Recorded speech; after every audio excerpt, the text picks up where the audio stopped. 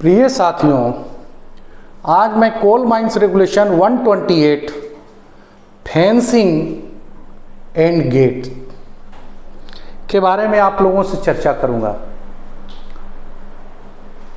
Fencing और gate mining में या कोई भी इंडस्ट्री में एक सेफ्टी प्रोसीड्यूर में फेंसिंग और गेट्स बहुत मायने रखता है। इसके अभाव में वैसे वर्किंग प्लेसेज, वैसे अराउंड मूविंग पार्ट्स और मशीनरी, वैसे सिचुएशंस जहाँ पर गिरने का, दुर्घटना होने के चांसेज हो, उसको रोकथाम के लिए फेंसिंग और गेट बहुत इम्पोर्टेंट है। इसीलिए कोल माइंस रेगुलेशन में 128 में इसमें संवैधानिक व्यवस्था की गई है। इसका मैं सरल भाषा में, सरल शब्दावली में, टर्मिनोलॉजी से इसके कंसेप्ट को समझाने का कोशिश कर रहा हूँ। First sub regulation, first sub regulation spell करता है कि ओसीपी, उसका टॉप, ओसीपी का टॉप जो है सिक्योरली फेंस्ड होगा। ओसीपी कोई भी कोल माइनिंग में या और भी माइनिंग में ओपन कास्ट प्रोजेक्ट यदि है तो अर्थ या सरफेस टोपोग्राफी को काट करके जब मिनरल निकालते हैं तो वहाँ पर बहुत बड़ा गड्ढा हो जाता है। तो उसके टॉप में से कोई नीचे नहीं गिरे, कोई जानवर नीचे नहीं गिरे, कोई एक्सीडेंट नहीं हो, आदमी नीचे नहीं गिरे, इसलिए ये ओसीपी टॉप को सुरक्षित ढंग से फेंस किया जाएगा। फेंसिंग करने के लिए वैसे तो हम लोग बर्म बनाते हैं, बारवर्ड फेंसिंग भी करते हैं कंक्रीट पोस्ट दे करके, लेकिन ये पहला जो है कि ओसीपी टॉप सिक्योरली फेंस्ड, ये मान करके रखिए कि सुरक्षित ढंग से उसको फेंसिंग करना। क्लियर। दूसरा सब रेगुलेशन एक्सकवेशन, जहां भी हमारा खनन कार्य चालू है ओसीपी का, जिसको एक्सकवेशन कहते हैं, चाहे अंडरग्राउंड का भी हो रहा है, इंक्लाइन हो रहा है या शाफ्ट हो रहा है, जहां एक्सकवेशन हो रहा है, उस एक्सकवेशन क्षेत्र से 15 metre to public road, P road का मतलब है पब्लिक रोड। एक्सकवेशन क्षेत्र में यदि कोई पब्लिक रोड है तो पब्लिक रोड से 15 मीटर पहले, या बिल्डिंग कोई है तो उससे 15 मीटर पहले हम फेंस्ड करेंगे, फेंसिंग का व्यवस्था करेंगे। पब्लिक रोड है जहां पब्लिक आना जाना करता है तो एक्सकवेशन क्षेत्र में आ जाएगा, माइनिंग क्षेत्र में आ जाएगा, जहाँ पर माइनिंग एक्टिविटीज़ जो है, जहाँ पर माइनिंग ऑपरेशन है, विभिन्न प्रकार का माइनिंग ऑपरेशन चल रहा है, ब्लास्टिंग चल रहा है, मशीन एक्सकवेशन, एक्सकवेटर चल रहा है, डंपर चल रहा है, तो उस स्थिति में पब्लिक रोड या बिल्डिंग में रहने वाले आदमी जो हैं वो एक्सकवेशन क्षेत्र में नहीं आए, इसलिए इस रोड या बिल्डिंग से 15 मीटर पहले फेंसिंग किया जाएगा। क्लियर। तीसरा सब रेगुलेशन है subsidence, M for management and fence. Subsidence के केस में मैनेजमेंट फेंस करेगा। सब्सिडेंस क्या है? जब हम एक स्टेबल ग्राउंड के अंदर जब मिनरल है उस मिनरल को जब हम निकाल लेते हैं तो वहाँ का जो स्टेबल ग्राउंड है वो स्टाटा प्रेशर डिस्ट्रीब्यूट हो जाता है। जो बैलेंस है strata, vertical load, lateral load, ये सब एडजस्ट होता है। एबुटमेंट इसको बोलते हैं, एबुटमेंट एडजस्ट होता है। और यदि वो काउंटर बैलेंस नहीं किया और एक बड़ा क्षेत्र में एक्सकवेशन अंडरग्राउंड में हो गया तो उसका इफेक्ट सरफेस तक होता है। सरफेस में सैग हो जाएगा या क्रैक हो जाएगा, तो इसको सबसिडेंस कहते हैं। सबसिडेंस पोर्शन में आदमी का जाना आना भी मुश्किल है। सबसिडेंस में पॉट होल भी क्रिएट हो सकता है, क्रैक भी क्रिएट हो सकता है। सबसिडेंस से माइन से गैसेज भी निकल सकती हैं। सबसिडेंस में फायर भी हो सकता है। तो सबसिडेंस माइनिंग का, अंडरग्राउंड माइनिंग का एक सरफेस तक पहुंचने वाला आउटकमिंग्स है। और इस सबसिडेंस से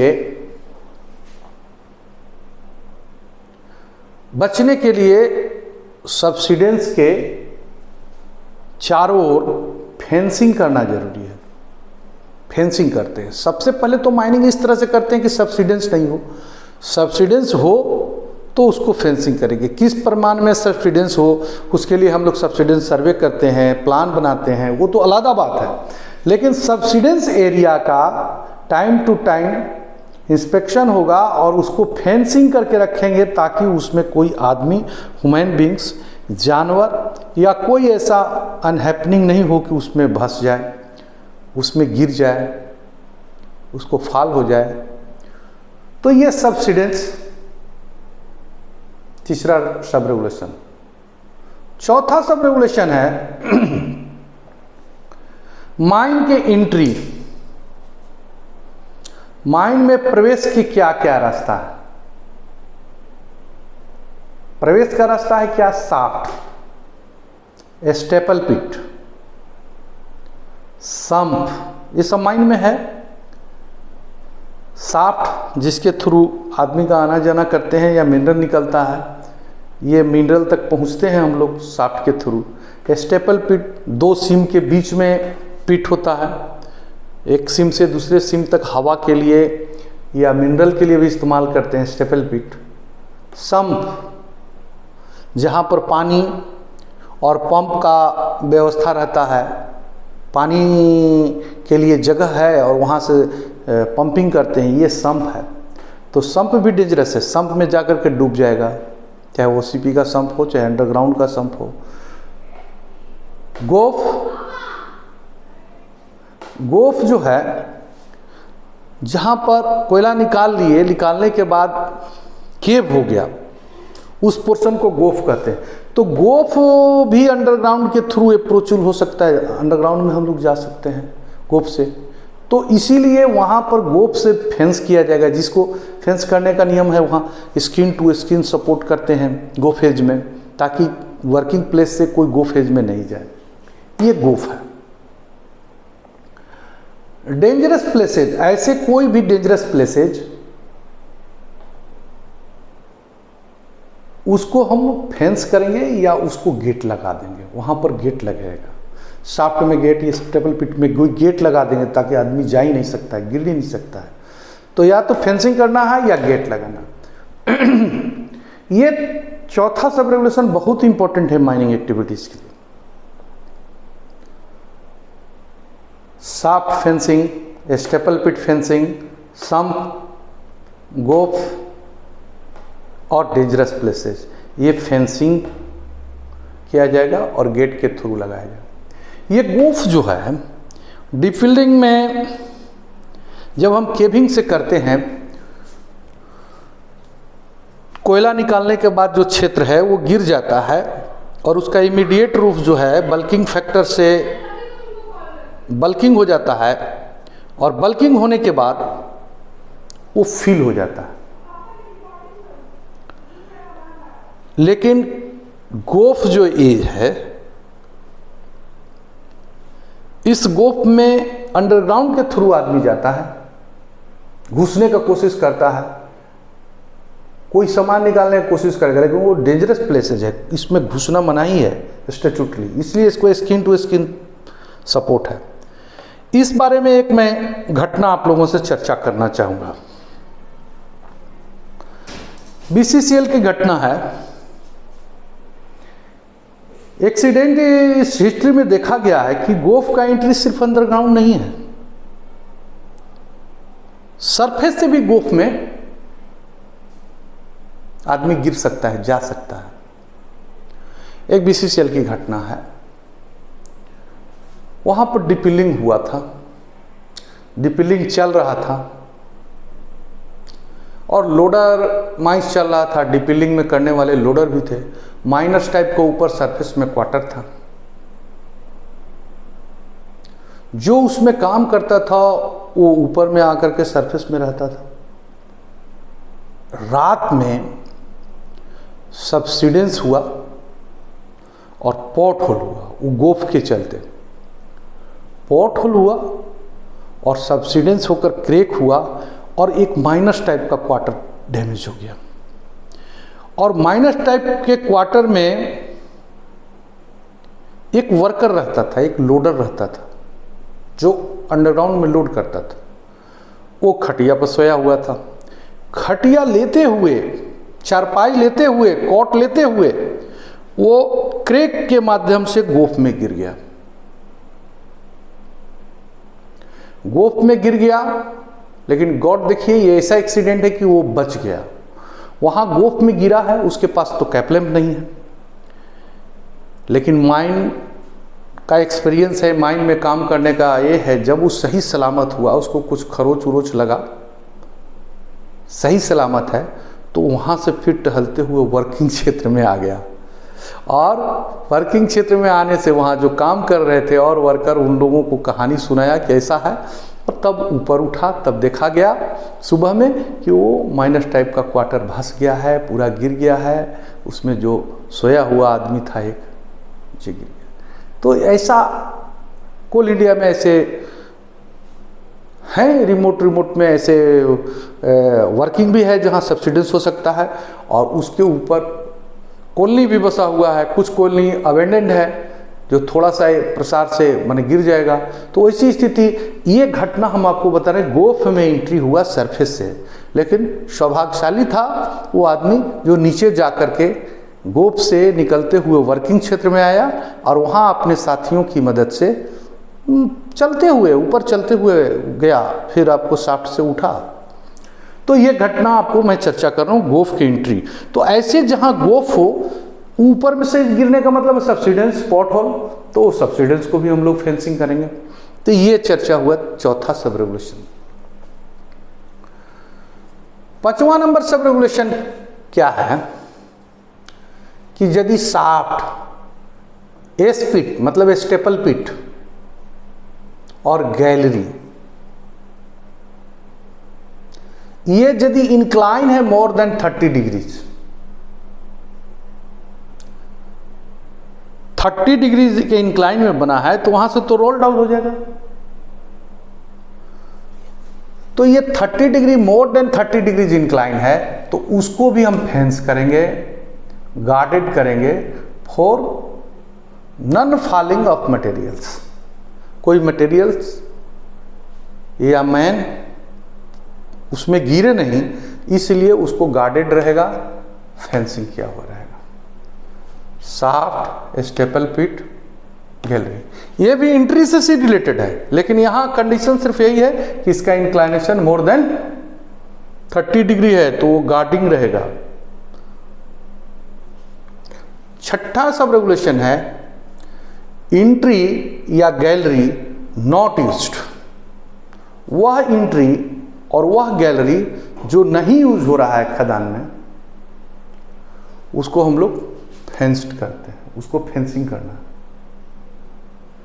जैसे ट्रेवलिंग आना जाना, ट्रेवलिंग रोड है, ट्रेवलिंग रोड आने जाने का जो रोड है उसके लिए स्टैट्यूटरी ऑब्लिगेशन बहुत सारा है, लेकिन उसके बोर्ड एंड पिलर में तो बहुत सारा लेटरल गैलरी है। लेकिन जिससे हम आ जा रहे हैं उस गैलरी को छोड़कर बाकी सारे गैलरी को हमको फेंसिंग करना है। उसी टाइप का entry gallery not used fenced. 7वां सब रेगुलेशन है शाफ्ट ओसीपी। शाफ्ट हो चाहे ओसीपी हो, टेम्पोररी या परमानेंट, टेम्पोररी और परमानेंट, स्टॉप बंद किया हुआ हो। यदि शाफ्ट बंद है या ओसीपी बंद है, शाफ्ट बंद है मतलब माइन बंद है, या ओसीपी बंद है मतलब माइन बंद है, तो ये फेंस्ड होगा कि उसमें कोई गिरे नहीं, और फील्ड होगा या उसको भर दिया जाएगा। रीजनल इंस्पेक्टर ऑफ माइंस कह सकता है कि इसको लेबल कर दीजिए, फेंस किया हुआ है लेकिन गड्ढा है उसके बाद भी गिरने, इसलिए रीजनल इंस्पेक्टर ऑफ माइंस बोलेगा कि ग्राउंड लेवल इसको कर दीजिए। तो कंक्रीटिंग करके और उसको ग्राउंड लेवल कर दिया जाए कि कोई हाल में उसमें गिरने का चांसेस नहीं हो। तो ये 7वां इंपॉर्टेंट है। शाफ्ट ओसीपी टेम्पोररी हो या परमानेंट हो, स्टॉप जो बंद है उसको फेंस्ड करिए चाहे फील्ड कीजिए। ऐसा अक्सर हाँ देखा गया है कि माइनिंग क्षेत्र में यदि ओसीपी या शाफ्ट बंद है, जहां आना जाना नहीं है, उस जगह में क्रिमिनल एक्टिविटीज होता है। लोग क्रिमिनल एक्टिविटीज करके आदमी को हत्या करके उसके डेड बॉडी को शाफ्ट में डाल देंगे, आदमी को हत्या करके ओसीपी में डाल देंगे, ये सारी चीज़ें होती हैं। तो इसलिए ये रहेगा न बांस न बजेगा बंसुरी, उसको भर दो, लेबल कर दो। तो ये रेगुलेशन बहुत इंपॉर्टेंट है। अब last 8 sub regulation, 128 fencing and gate का 8 सब रेगुलेशन। माइन यदि एवेंडेंट है चाहे डिसकंटिन्यूड है, एवेंडेंट माने बंद, एवेंडेंट, और डिसकंटिन्यू मतलब वो चल रहा था लेकिन अभी बंद हो गया। इसका डिफाइन, डिसकंटिन्यू का मतलब डिफाइंड है 6 महीना से ज़्यादा बंद है, सो डिसकंटिन्यू। तो ये ऐसे माइंस जो एवेंडेंट है, बंद हो गया, अब नहीं चलने वाला है, या टेम्पोररी में बंद है लेकिन कुछ दिन के लिए लंबा बंद है, डिसकंटिन्यू हो गया मतलब उसका काम बंदी है, काफ़ी अंतराल बीत गया काम करते हुए। तो ऐसे माइंस को management, M for management, fenced, fencing करेगा। फेंसिंग किस टाइप का करेगा? आइदर स्ट्रक्चर और परमानेंट। स्ट्रक्चर से फेंसिंग कैसे होता है? गटर का नेटवर्क बना देगा, उसमें जाली दे देगा, प्लेट लगा देगा, वेल्डिंग कर दिया, तो ये स्ट्रक्चर हुआ। परमानेंट कैसे हुआ? उसको कंक्रीटिंग करके ढाल दिया, परमानेंट हो गया। तो ये चीज़ें हैं 8 सब रेगुलेशन। अब मैं इसको ब्रीफिंग कर दूं। Coal mines regulation 128 fencing and gate. First 2 regulation जो है वो ओसीपी से रिलेटेड है। ओसीपी के टॉप, पब्लिक रोड और बिल्डिंग के इर्द गिर्द में फेंसिंग के लिए बताया है। दूसरा सब रेगुलेशन भी सरफेस से रिलेटेड है, वो सब्सिडेंस को फेंसिंग के लिए बताया। चौथा और 5वां सब रेगुलेशन, ये चौथा और 5वां सब रेगुलेशन जो है, ये एंट्री चाहे अंडरग्राउंड हो या शाफ्ट हो, उस एंट्री का फेंसिंग और गेट के बारे में बताया है, जिसमें यदि इंक्लाइन भी है मोर देन 30 डिग्री, उसको भी फेंस्ड और गेट करना है। छठा, अंडरग्राउंड गैलरीज जो यूज कर रहे हैं उसके अलावा उस गैलरी को फेंसिंग के लिए बताया। कुछ ओसीपी या अंडरग्राउंड माइंस बंद है जिसमें शाफ्ट है, उसको परमानेंट फेंसिंग या रीजनल इंस्पेक्टर ऑफ माइंस का यदि ओपिनियन है, उसका विशेषाधिकार है, वो यदि बोलेगा कि लेबल कर दीजिए तो लेबल कीजिए। 8वां जो है बंद माइंस के बारे में है, या तो स्ट्रक्चर के द्वारा या परमानेंट हमको मैनेजमेंट उसको फेंस करेगा। ये 8 पॉइंट्स हैं। मैं समझता हूँ कि सुरक्षा के ख्याल से ये विभिन्न जगह पर फेंसिंग को कभी इग्नोर नहीं करें। इससे पब्लिक, जानवर इत्यादि का सुरक्षा रहेगा, कोई माइन डिस्प्यूट नहीं होगा। अक्सर हाँ इसमें डिस्प्यूट होता है, किसी का गाय सबसिडेंस एरिया में चला गया, भैंस चला गया तो उसमें डैमेज देना पड़ता है। इसीलिए इसका फेंसिंग माइन में घुस गया तो वो हो गया। तो ये चीज़ें आप ध्यान रखें। धन्यवाद।